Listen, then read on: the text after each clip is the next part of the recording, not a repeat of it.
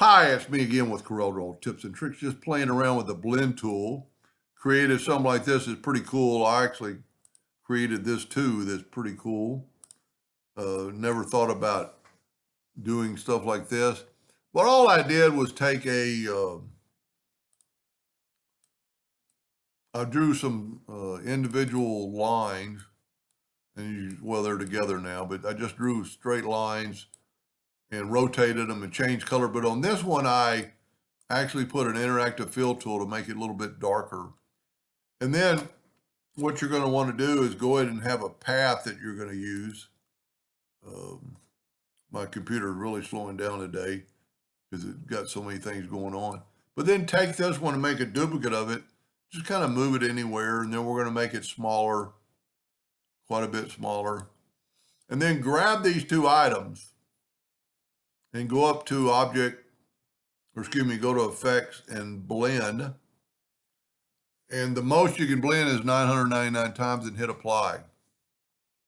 It's going to take just a second because there's a lot going on. And that alone is pretty cool. But if you go right here and blend a new path and put it on the path, it puts it on that path. And in just a second, when my computer does all that work, I mean, I've got a lot on this page. That is pretty cool within itself. But you'd want to go to blend a full path, which it really already is. But what's so cool about this, you can change it and make it the way you can twist that. I'm actually going to make a copy of that. I'm hitting the plus key on the keyboard and moving that down here. But let's take this yellow box. Well, it must not have made a copy of it. Control D and make a duplicate of it. Put it up in this box so we can actually kind of see it better. But this is still a blend. So what you can do now is grab that last blend, and you can see it's just a box.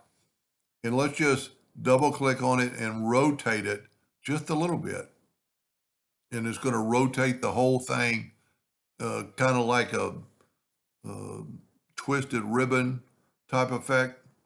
And it actually, I don't like it even as much because it put it, the color kind of the other direction, where I got more of the interactive fill tool. Well, let's see what it looks like when I went the opposite direction. So you can blend anything and put it on any path. That looks pretty cool, but it's showing that line. I actually like the one where we didn't twist it whatsoever. Now, you've still got a line in there. So what we can do is grab it and go up to Object and break the blend apart. And then you can actually probably move this out of the way, or at least grab your blend.